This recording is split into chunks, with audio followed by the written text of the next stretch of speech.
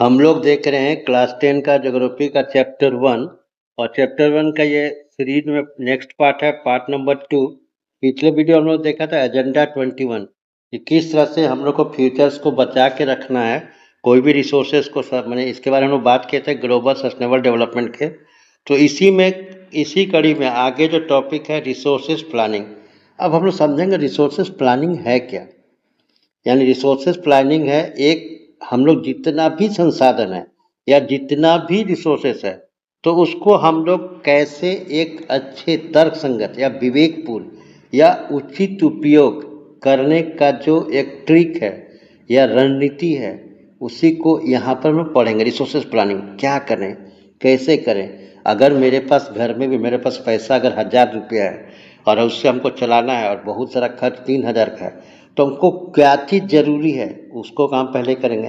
ठीक उस तरीके से संसाधन अगर मेरे पास बहुत सारा रिसोर्सेस है, लेकिन या फिर कहीं देखते हैं किसी जगह रिसोर्सेस नहीं है, किसी जगह अगर एक गौर करिएगा, अगर मैंने किसी स्टेट में देख लिएगा तो वहाँ बहुत चीज़ है और किसी स्टेट में नहीं है। यहाँ पर इसमें झारखंड इस तरह का कंपेरिजन किया, अगर छत्तीसगढ़ मध्य प्रदेश ये तीनों में आप देखें कि दिखा कि बहुत सारा मैंने कि रॉ मटेरियल है, लेकिन अगर आप चल जाइएगा अरुणाचल प्रदेश में तो वहाँ पर नहीं है, वहाँ पर आपको पूरा पानी है। और उसी तरह से लद्दाख चल जाइएगा तो वहाँ पर पूरा बर्फ जमा है, वहाँ पर उसके पास अलग से रिसोर्सेस है। तो हम लोग कैसे एक प्लानिंग करें कि हर कंट्री में सब कुछ हो जाए, मैंने पूरे देश के अंदर। हम लोग तो ऐसे रिसोर्स प्लानिंग देख रहे हैं, रिसोर्स प्लानिंग इन इंडिया भी देखेंगे। तो इसी को मैंने अगर इसमें देखेंगे तो इसमें का अगर एक हिस्टोरिकल संदर्भ देखेगा तो जब ब्रिटिश इंडिया में उपनिवेश किया या इम्पीरियलिज्म किया तो वहाँ से जुड़ा है, जहाँ विदेशी लोग विदेशी आक्रमणकारी थे या जो इन्वेंटर थे। भारत जैसे औपनिवेशिक देश माने कि बड़ा देश में समृद्ध संसाधनों की उच्च तकनीक पर अपने दोहन किया, यानी वो लोग आए थे यहाँ पर कारखाना बैठा दिया, फिर यहाँ से उसको प्रोडक्शन करने लगा सस्ता सामान ले जाके, या किसी लोकल को बोला कि आप ये बनाइए। तो वहाँ से एक प्लानिंग स्टार्ट हुआ, मैंने अंग्रेज लोग स्टार्टिंग किया कि कैसे कम पैसा में ज़्यादा प्रॉफिट कमाएं। तो इसके लिए हम लोग क्या ज़रूरत है, मैंने रिसोर्स प्लानिंग का क्या नीड है। तो पहले हम लोग क्या करें, पहले क्या बोले विवेकपूर्ण उपयोग, मैंने वाइजली हम लोग को यूटिलाइजेशन करना है। फिर जो मैंने कि जो क्षेत्रीय अनुसंतुलन, यानी कहीं पर है कहीं नहीं है, तो उसको ये करना। तो इसके लिए हम लोग क्या करते हैं, पहले एक पहचान बनाते हैं, पहले कोशिश करते हैं रिसोर्स प्लानिंग में कि, और उसके बाद एक लिस्ट बनाते हैं। तो चलिए यहाँ तक देखते हैं, उसके बाद बताते हैं। तो planning is widely accepted strategy for judicious use. यहाँ पर क्या बोले, जुडिशियस यूज ऑफ रिसोर्सेज, कि बुद्धिमानी से रिसोर्सेज का यूज करना है। It has important in a country like India, और भारत के तो और ही महत्वपूर्ण है, विच हैज एनोमस डाइवर्सिटी, मैंने बहुत प्रकार का डाइवर्सिटी है। अवेलेबिलिटी ऑफ रिसोर्सेज, अगर झारखंड में पूरा भरा पड़ा है, मध्य प्रदेश छत्तीसगढ़ में पूरा मिनरल्स भरा पड़ा है, तो कहीं पर नहीं है। There are region which are rich in certain type of resources, कोई रीजन में बहुत सारा रिसोर्स है but the deficient in some other resources there are some region which can be considered self sufficient, और कोई रीजन है तो वो आत्मनिर्भर in term of ability of resources. And there are some region which have are acute shortage of some vital resources, यानी किसी जगह हम पहले ही बताए किसी जगह है और किसी जगह नहीं है, शॉर्टेज है। फॉर एग्जाम्पल देखिए यहाँ पर दिया, यहीं से यहाँ पर याद करिएगा, केस स्टडी रहेगा इस पर, एकदम ध्यान से समझिएगा। तो यहाँ पर the states of Jharkhand, Chhattisgarh, Madhya Pradesh, मैंने पहले ही बताया 3 state are rich in mineral, ये तीनों में पूरा संसाधन माने कि जो मिनरल सब भरा पड़ा या कोल्ड डिपोजिट। लेकिन वहीं Arunachal Pradesh has abundant of water resources, वहाँ पर वाटर रिसोर्स भरा हुआ है but lack in infrastructure development, माने वहाँ पर न बिजली कम है, पहाड़ चल जाइएगा, रोड कम है। The state of Rajasthan is very well endured with solar and wind energy, अगर राजस्थान चले जाएंगे तो वहाँ पर धूप जाता है, हवा जाता है, तो वहाँ पर आप एनर्जी क्रिएट कर सकते हैं सोलर और विंड से। But lakhs in water resources, लेकिन वहाँ पानी कमी है। और सही लद्दाख में the cold desert of Ladakh is relatively isolated from the rest of country, कि उसको जुड़ा हुआ नहीं है, वहाँ पानी का हर चीज़ कमी है। तो it has very rich culture heritage, लेकिन वहाँ पर कल्चरल बुद्धिज्म पूरा फैला, but it is deficient in water. वहाँ बर्फ जम गया, पानी का कमी है, इंफ्रास्ट्रक्चर का कमी है, and vital mineral. This call for balance resources planning as the nation. यानी इसलिए जरूरत है हम लोग को संतुलित करने का, जो भी रिसोर्सेज है, planning in national, state and regional, local level. जैसे आप देखेंगे बोकारो स्टील प्लांट, बोकारो में जब बना तो पूरा बैरन लैंड था, वहाँ जंगल था सिर्फ, और वहाँ के लोग के पास आसपास कहीं भी आप देख लेंगे 100 किलोमीटर कोई डेवलपमेंट नहीं था।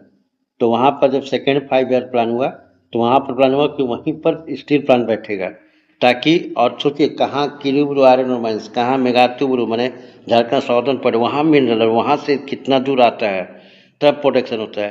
तो इस तरह का वहाँ पर प्लानिंग किया गया, तो इसे बोलते हैं रिसोर्सेज प्लानिंग। तो हम लोग देखेंगे तो इसके लिए हम लोग क्या क्या जरूरत है, तो यहाँ पर रिसोर्सेज प्लानिंग इन इंडिया। तो हम पहले ही जैसे बताया रिसोर्स प्लानिंग इन इंडिया क्या रहता है, सबसे पहले हम लोग को पहचान करना है कि क्या चीज़ को मैंने है मेरे पास, और उसका लिस्ट बनाना। यानी देखें कि इसमें अगर देखेंगे तो इसमें जो दिया resources planning is a complex process which involves, पहला आइडेंटिफिकेशन, पहचान करना, and inventory of resources across the region of the country, यानी उसका लिस्ट बनाना, सूचीबद्ध करना कि कहाँ क्या क्या है। दिस इन्वॉल्व सर्वेइंग, इसके लिए हमको सर्वे करने की जरूरत है, मैपिंग करने की जरूरत है, यानी देश के विभिन्न क्षेत्रों में सर्वेक्षण करने की, सर्वे का सर्वेक्षण हो गया, मैपिंग का मानचित्रण करना है, और क्वालिटी माने गुणात्मक, और क्वालिटी माने गुणात्मक, और क्वांटिटी कितना मात्रा में है, आकलन करना। यानी पहला जो चीज़ है पहचान करना, सूची बनाना, फिर उसके बाद देश का अलग अलग क्षेत्रों में सर्वे करना, फिर उसका मैप बनाना, फिर उसका क्वालिटी कैसा, अच्छा क्वालिटी या खराब, उसका आकलन करना, एस्टिमेशन करना, एंड मेजरमेंट ऑफ रिसोर्सेज। उसके बाद जाके ढांचा तैयार करना, प्लानिंग स्ट्रक्चर, कि किस तरह का, जैसे बोकारो स्टील प्लांट को चुना गया तो वहाँ पर प्लांट जो उसमें भारत तो उतना टेक्नोलॉजी नहीं था, तो कहाँ से आएगा, तो उसको किस देश की सहायता से, तो आयरन और माइंस बनाने के लिए जापान की सहायता लिया गया, फिर उस स्टील प्लांट बनाने के लिए रसा की सहायता लिया गया। तो evolving a planning structure endowed with appropriate technology, कि अच्छा टेक्नोलॉजी जो सस्ता निकले, skill and institutional setup for implementing resources development plan, फिर मैचिंग द रिसोर्सेज डेवलपमेंट, फिर क्या करना है कि नियोजन का ढांचा करनी है, तो राष्ट्रीय विकास से मिलना कि कैसे उसका देश का विकास हो, तो matching the resource development and national development plan, देश का विकास हो। तो India has made concern effort for achieving the goals resources planning right from the first 5 year plan, यानी पहले, अभी इसका नाम बदल कर प्लानिंग कमीशन था, पहले इसका नाम क्या था, प्लानिंग कमीशन, अब इसका नाम बना के नीति आयोग कर दिया गया। जब मोदी जी आए तो उन्होंने बोला कि 5 साल का कोई प्लान नहीं होगा, वो डिसाइड करेगा कहाँ क्या होना है, तो उसको नीति आयोग बना दिया। तो नीति आयोग अगर आप देखेंगे तो उतना बेनिफिट नहीं हुआ जितना 5 ईयर प्लान का था, कि 5 साल में प्लान बनने आ जाता था। 1952 से स्टार्ट हुआ, 1957 का फर्स्ट 5 ईयर प्लान था 5 साल का। तो 5 साल में हम एक टारगेट कर लेते थे कि यहाँ पर एक प्लांट बैठाना है, एक रोड बनाना है, तो 1 साल में नहीं बनेगा, 2 साल में नहीं बनेगा, 3-4 साल लग जाता था।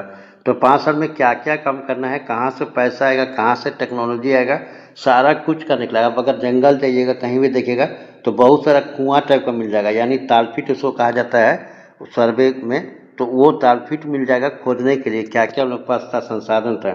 तो यहाँ पर देखिए कि यहाँ पर तो the availability of resources necessary condition for development of any region, यानी देखिए रिसोर्सेस होना, रिसोर्सेस है कि नहीं, बट मेयर मैंने केवल availability of resources in the absence of corresponding change, यानी वहाँ रिसोर्सेस है लेकिन वहाँ कुछ मेरे पास तरीका नहीं है, तो संभव नहीं है कि उसको डेवलपमेंट करना, यानी अवेलेबिलिटी ऑफ टेक्नोलॉजी इंस्टीट्यूशन में हिंडर डेवलपमेंट, तो उसके विकास के लिए जो जरूरी है टेक्नोलॉजी।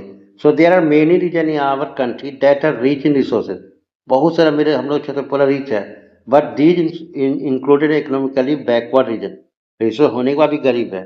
ऑन द कॉन्ट्ररी, इसके विपरीत, there are sub region which are poor resources, वहाँ रिसोर्स नहीं है फिर भी वो अमीर है इकोनॉमिक डेवलपमेंट। जैसे पहले बिहार झारखंड एक था कि आरोप लगता था कि झारखंड से मिनरल्स ले जाके बिहार का डेवलपमेंट होता है, उससे झारखंड हुआ। Can you name some resources rich but economically backward region are some resources, तो ये सब बहुत सारा, जैसे बिहार झारखंड का एग्जाम्पल है। फिर हिस्ट्री ऑफ कॉलोनाइजेशन, अगर हम शुरुआत में बताए थे कि अगर इसका ऐतिहासिक संदर्भ देखिएगा तो उपनिवेश का इतिहास से जुड़ा हुआ है, मैंने जो उपनिवेश दूसरा देश हम लोग को लेके आके शोषण किया, तो यही लिखा हुआ history of colonization reveals that rich resources in colonies, ठीक है, were the main attraction for foreign invaders, जो विदेशी आगमन करते तो उसको बहुत अट्रैक्ट करता था। It was plenty, it was primarily and higher level of technology development of the colonized country। जैसे ब्रिटिश आया, फ्रांस आया, ये लोग हम लोग में एक्सप्लॉइट किया टेक्नोलॉजी के बल पर। So therefore resources can contribute development only when they are accumulated by appropriate technology, यानी रिसोर्सेज को ज़्यादा सस्ता निकाला जब टेक्नोलॉजी से। तो India has experience in all this in different phase of the colonisation, और इंडिया जो इसके लिए अनुभव कर चुका था, जैसे टिस्को देखिए, Tata and iron steel corporation कब बन गया, 1913 में बन गया, 1908 से बना स्टार्ट में 1930 में कंप्लीट हो गया। तो इस तरह का ये पहले भारत का आज़ादी से ही पहले हो गया, यानी वहाँ पर क्या था, क्या उसके लिए क्या जरूरी था, अंग्रेज क्या किया कि ह्यूमन रिसोर्स का क्वालिटी को ठीक किया, सब जगह कुछ कुछ इंस्टीट्यूशन बना दिया। जैसा अगर देखिएगा इस सब के लिए बोकारो में, बोकारो नहीं, धनबाद में IISSM बना दिया, बाद में उसको IIT का दर्जा दिया गया। लेकिन रिसोर्सेज तो है, लेकिन उसको कंजर्व भी करना है, बचाना भी है, कंजर्वेशन ऑफ रिसोर्सेज। तो resources are vital for any development activity, जरूरी है, बट इरेशनल कंजप्शन माने अंधाधुंध उसको निकाल लेना, ओवर यूटिलाइजेशन, तो क्या हो जाएगा, सोशियो इकोनॉमी और इन्वायरमेंटल प्रॉब्लम हो जाएगा, माने इन्वायरमेंटल क्या आगे भविष्य रहेगा नहीं। तो टू ओवरकम दीज प्रॉब्लम्स, यहाँ से क्वेश्चन देखिए 2 नंबर का आएगा, यहाँ से देखिए इसी जगह से पूछ देगा कि irrational consumption over utilization resource में lead to social and economic problems, इसको इन्वर्टेड कॉमा दिया कर देगा और जस्टिफाई इट, यानी 2027 का जो एग्जाम है ये बहुत इंपॉर्टेंट है। तो इसको आंसर देने के लिए यहाँ से लिखना होगा, फर्स्ट पॉइंट लिखना होगा, टू ओवरकम दीज प्रॉब्लम, इससे उठने के लिए resources conservation at various level is important, first point हो गया। मैंने इसके लिए हमको मैंने बहुत सारा इंपॉर्टेंट महत्वपूर्ण कदम उठाना होगा बचाने के लिए। सेकंड पॉइंट होगा, this had been main concern of the leader and thinker in the past, और इसके लिए बहुत लोग इससे सोचा, जैसे गांधी जी, ये थर्ड पॉइंट रहेगा, very apt to voicing the concern about resources conservation in this world, कि there is enough for everybody, कि सबके लिए बहुत कुछ है जरूरत के लिए, not for anybody's greed, जो लालची के लिए।